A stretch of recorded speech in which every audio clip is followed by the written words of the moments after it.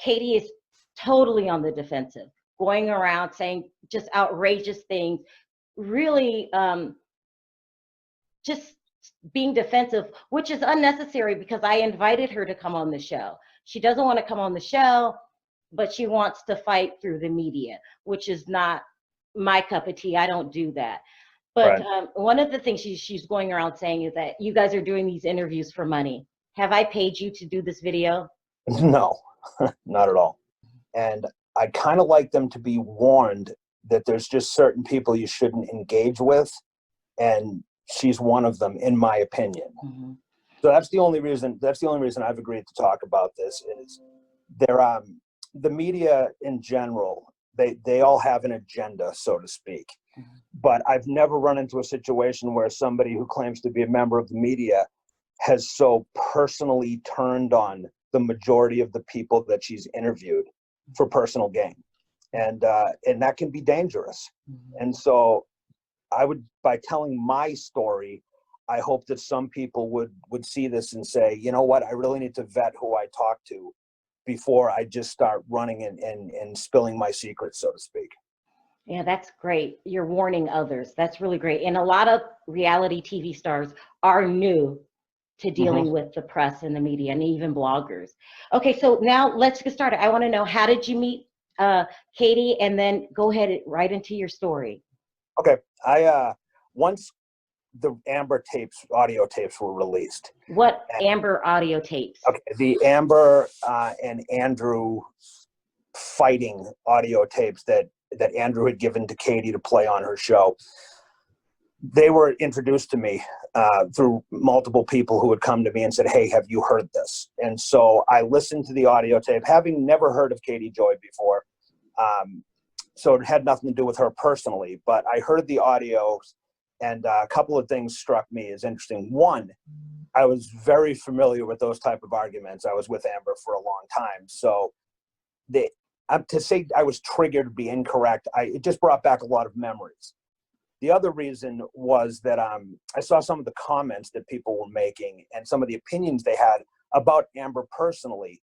And because I know her so well, I wanted to kind of tell the truth about who she really is, not necessarily directed to that specific situation because I wasn't there for that, but my experiences and so on and so forth. So I reached out to Katie myself and said, listen, I heard your audio and I'd love to tell my side. And then she invited me on her show. So that's how I met her. Okay, great. In doing so, I think that I thought I did a pretty good job of explaining the other side of Amber without taking away from the horror of what was on those audios. I could also say, listen, there's another side to this woman. My experience was similar but different, and kind of humanize her, because if you just hear those audio tapes, you thinking this woman is a complete monster. And having spent 24 hours a day with her for close to 4 years, I can tell you that that's not who you hear most of the time. And not taking away from Andrew's experience, which is horrible, and I just felt that she was being unfairly portrayed. And so that's why I spoke to her. So after speaking to her, I had gone on her show a few more times, and we talked about marriage boot camp. And we had talked, I can't even tell you how many times, off camera, just on a friendly level. And I'll be the first one to say, I enjoyed talking to Katie. I still to this day do not dislike her as a person. I really don't. But without going into too many details, I got involved by talking to another YouTube person.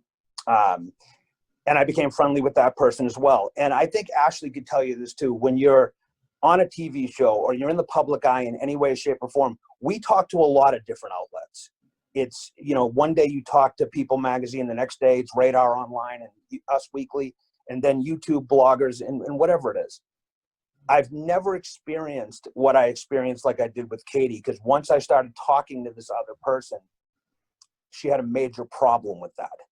I think she almost felt as if I was being disloyal in some way. And my loyalty wasn't to Katie personally. It was, I like you as a person, but I also like this other person. And once they got into a beef, so to speak, I kind of saw myself being pulled in different directions. So one night I got a call from this other blogger who, in the middle of their beef, which I can't comment on their beef. I can tell you what I've told and what I've experienced, but I don't think that's relevant. That's between them. But it was late at night, and this person asked me if I would come onto their stream, and I did. And she asked me one question. She said, "Have you ever heard Katie lie?" Now, it's a very random, open-ended question. It was 1:30 in the morning. I answered it. I said, "Yes, I have." Well, that set off a chain of events that I can't tell you. I was shocked, starting with a text message from Katie telling me basically what a piece of shit I was. You know, how dare I say this about her? And I didn't elaborate. I didn't say she lied about X, Y, Z. Most people I've interacted with in life have told one lie or another. This wasn't malicious. I just answered the question honestly. Well, Katie and I ceased talking after that, and that was fine. Then I get phone calls and messages from people that say, "Hey, you need to turn on Katie Joy's stream. She's talking about you." Listen, I've had a lot of people talk about me. It didn't interest me. Matt's this, Matt's that. I'm not paying any attention.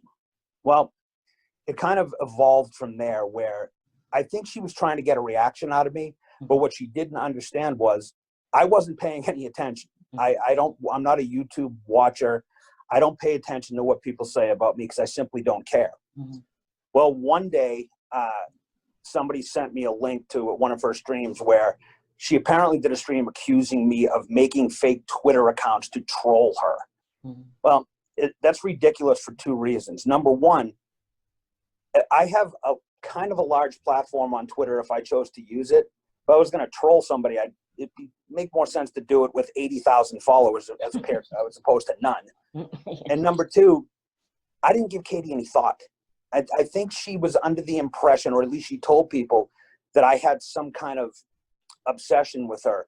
She didn't cross my mind, not even once a day. She wasn't a big part of my life. So she continued to talk about me. People would send me the stuff and I'd say, I really don't care. I've had much bigger reputable outlets say things about me. I don't pay attention to them. Why would I pay attention to this? And then she crossed a line with me.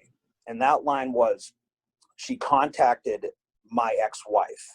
Now, my ex-wife is not a public person, and anybody who knows anything about me will tell you I don't discuss my personal life.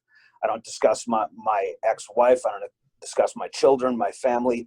They are not public people. I chose to be in the public eye. Talk about me all you want. Now, what really bothered me in communicating with my ex-wife after this is the part that really got to me. It wasn't that she spoke to her. It's how she convinced my ex-wife to speak with her. And it turns out what Katie did was she contacted her and said, I just need to tell you what Matt's been saying about you. And she rattled off a list of stuff that was so blatantly untrue, just enough to piss her off, where she could say, oh yeah, well, let's talk about this. Would you mind sharing some of the things that she said? Sure, I don't mind at all. Katie said that I publicly said that my ex-wife was a drug addict and that she was, that she cheated during our relationship and all kinds of things that I've never said.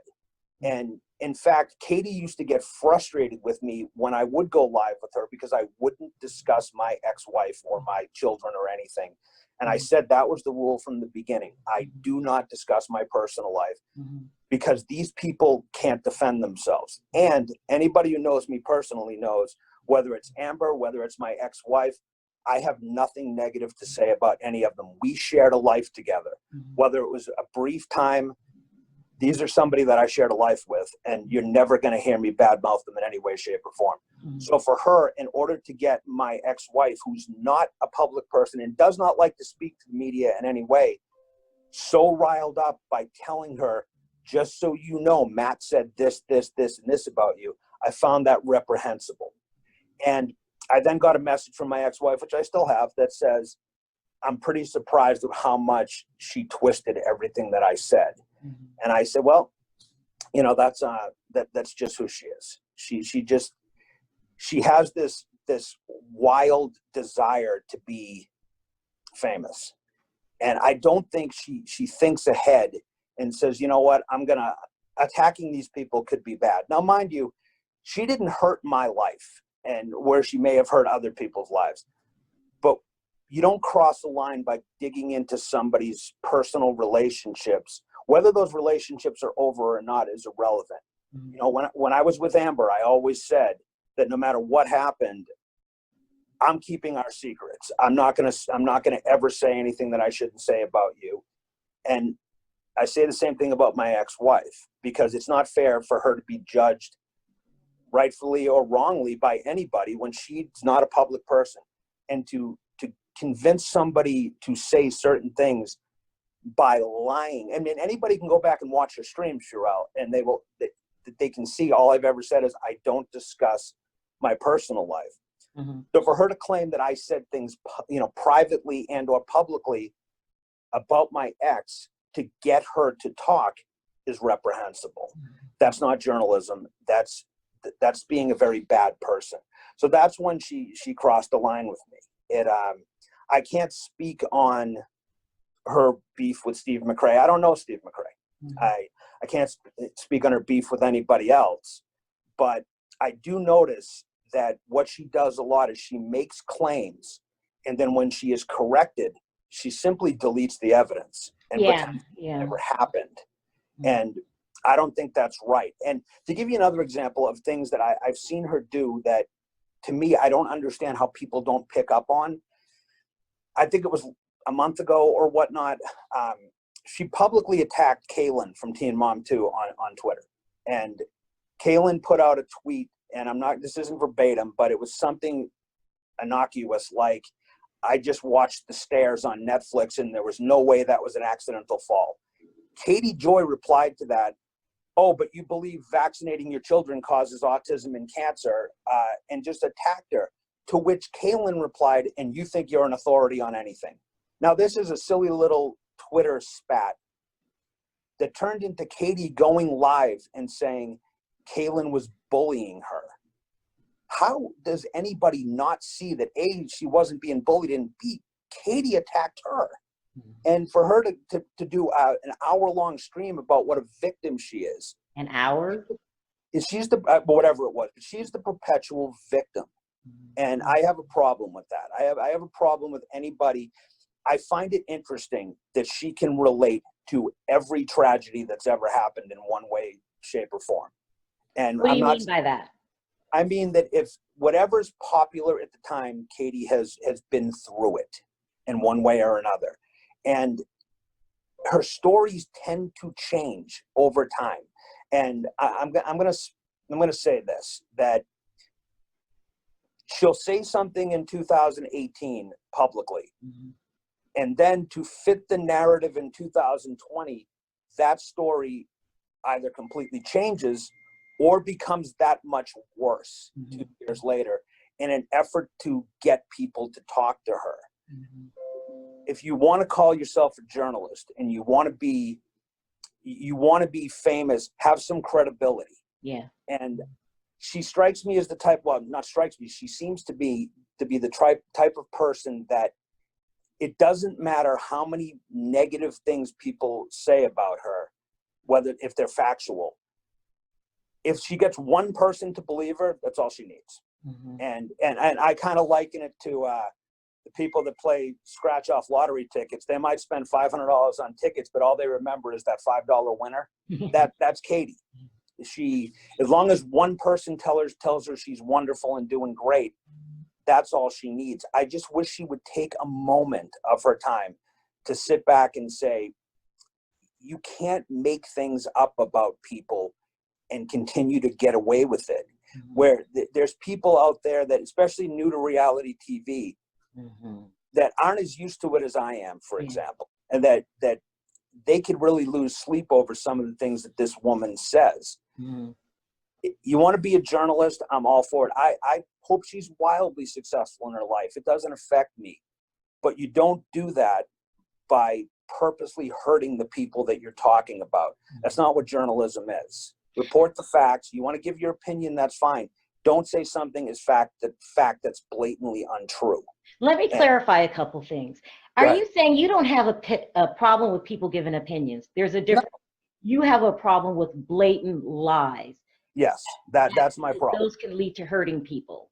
Of course, and people can have an opinion, and I experienced that from the moment I set foot on camera on Teen Mom. I mean, everybody's got an opinion about everything, and I respect everybody's opinion. Some of them are off the wall, but it's their opinion, and they're entitled to them. Mm-hmm. If Katie wants to do a stream saying, I don't agree with XYZ, that's fine.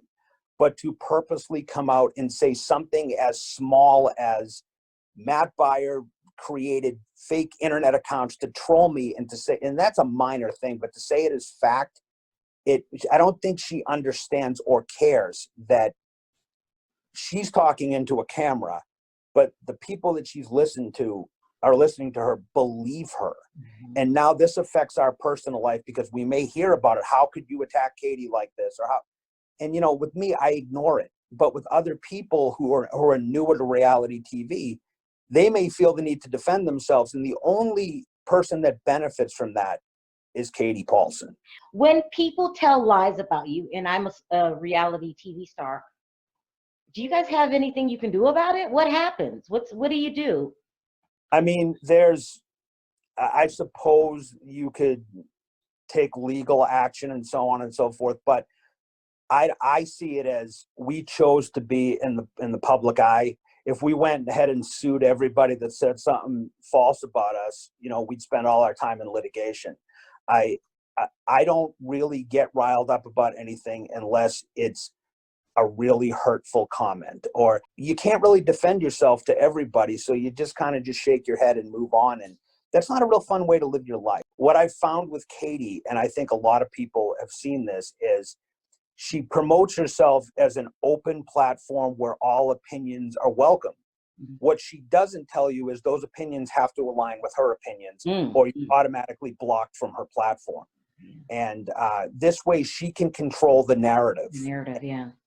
How is that fair to the people that you're interviewing? And I've heard from people personally that have dealt with her in her private life and her in her public life that have reached out to me and said she's turned on them the second they disagreed or they contradicted her. Mm-hmm. And I don't think that's what debate is all about. I mean, I don't care if somebody has an opinion that's negative about me, that's your opinion and that's fine. I can appreciate that and respect it.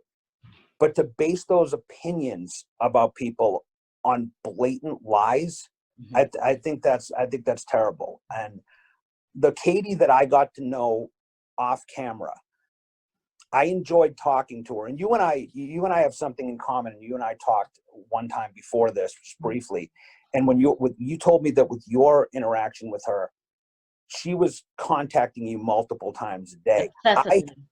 I had that problem. I shouldn't say problem, but Katie, once we started talking, she became almost like a part of my daily routine. It was always about something YouTube related. It was this person's picking on me, and she's the perpetual victim.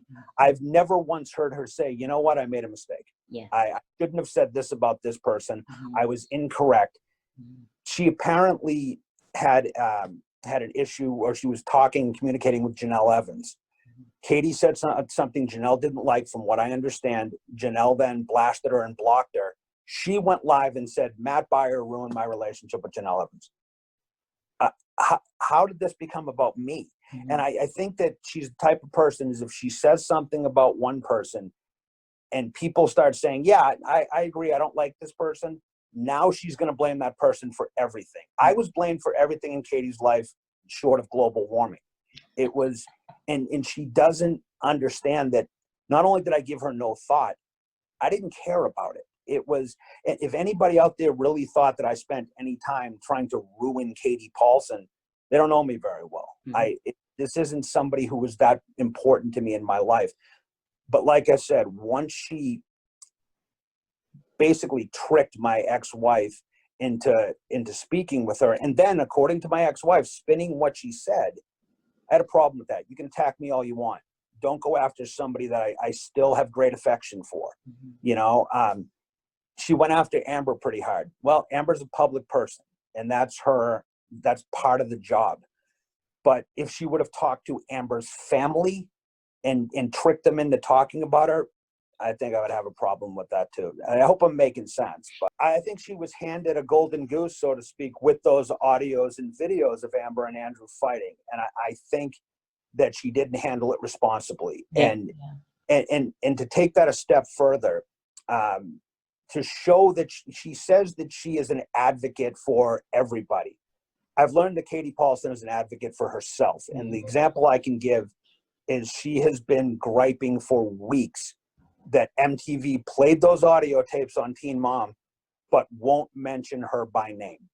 And to go out and publicly say, MTV is afraid of me because they know I'm going to get Teen Mom off the air.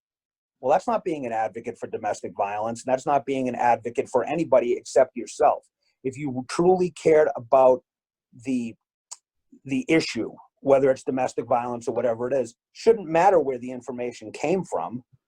But she purposely went out of her way to say they need to mention my name. And if her audience doesn't see how this is all about her, then that's on them.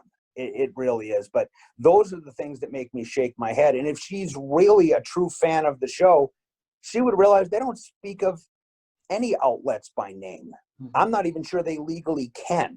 But she went on and on and on about they need to mention my name. They're afraid of me. And somebody at one point referred to her as a random YouTuber. She took that as a personal slight because I think in her mind, she's much more important than she really is. In reality, none of us are important. I'm not, I mean, I love your channel now, but in the grand scheme of things, are we really that important? Right.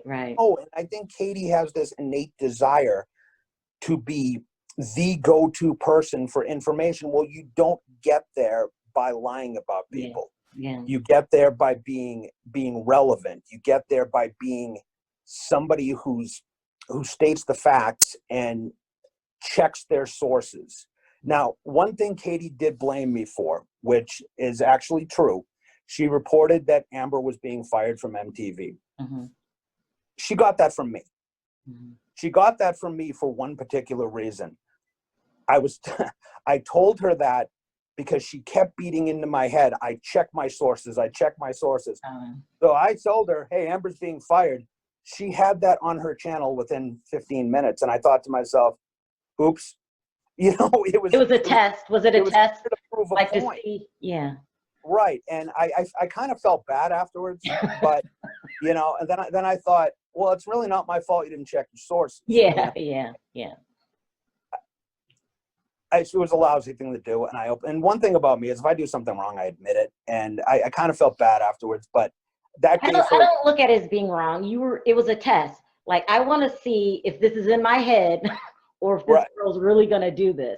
And so, yeah. And I think she uses the word sources a lot. And I'll give you an example of another outlet. I've gotten to know these outlets over the years, as you can imagine, Radar, Us Weekly, The Ashley, so on and so forth. I've never run into anybody who doesn't at least get confirmation from 2 or 3 different independent sources before reporting a story.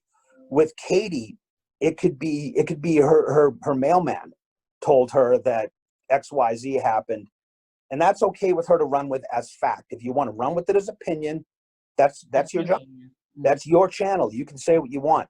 To run with it as fact Mhm. is dangerously incompetent as far as I'm concerned. Mhm. So has she been wrong about everything? No, she hasn't.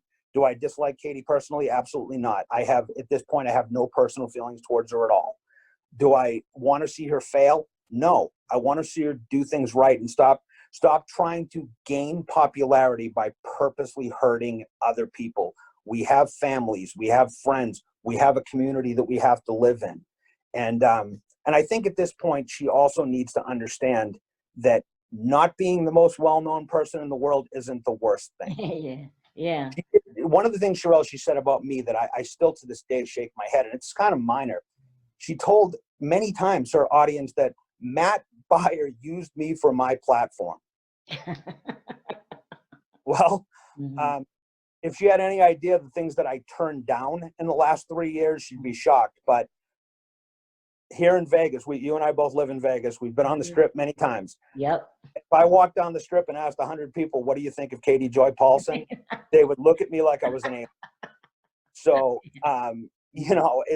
it's okay to not, I would rather be the person that has 5 people that listen to what I say, but they know what I say is accurate, than have 50,000 people listen to me and know that everything I'm saying is bullshit. And then once you get called out on this, you can't just delete and move on and then act like it never happened and then blame other people for your actions. You can't do that. Great. You gave great advice. And then you warned Katie, like, you could still do what you're doing, but stop it with the lies. You have to be ethical. Even when no one's watching, you have to do the right thing. And I think people like Katie need to remember this. We make mistakes just like everybody else does. The only difference is we're making it in front of millions of people. And I think it takes a certain type of person to be able to put their story out there. Is everybody going to like you? No. Is everybody going to hate you? No. But it takes a lot of balls to entertain people with our drama. And I commend the people. I have a ton of respect for people like Amber, people like Andrew, Gary, all of them. It's not easy to put your life out there and know that you're about to walk out of the house and complete strangers are going to judge you for it. Comes to people like Katie, try to remember that we're getting this all day, every day from people reporting on the truth. They're judging our truth. We don't need you to add lies on top of our already difficult existence. Am I making sense there? Oh God, yeah. Well, yes, you're making a lot Have some empathy. If somebody does something wrong, Sherelle, and you want to say this was wrong and this is why I think it was wrong, I'm all for that. I've done a billion things wrong in my life. I have no problem with people talking about them because I did them. Mm-hmm. But in order to get views and to make money, and you can't say that you're an advocate for somebody and then say, I want to thank Amber Portwood for buying me a new living room set. The thing that Katie did become well known because of these audio tapes, but if people really want to research this, what she claims is on those audio tapes is not exactly what she reported. To say she went after him with a machete is blatantly untrue if you listen to it. And so the audio spoke for themselves. Why do you have to add drama on top of something that's already bad enough is my point. But I wish more people would look back, and husbands and ex-wives and whatever, just remember the good times you did spend together. And rather than and people were disappointed with me when I spoke about Amber that I didn't bash her. Well, I thought it was awesome. You were so respectful of Amber. I think you're letting people tell their truths, and I hope it works out for everybody, including Katie. I hope the best for her too. I appreciate it, Matt. You really gave a compelling interview. I really appreciate it. Thank you.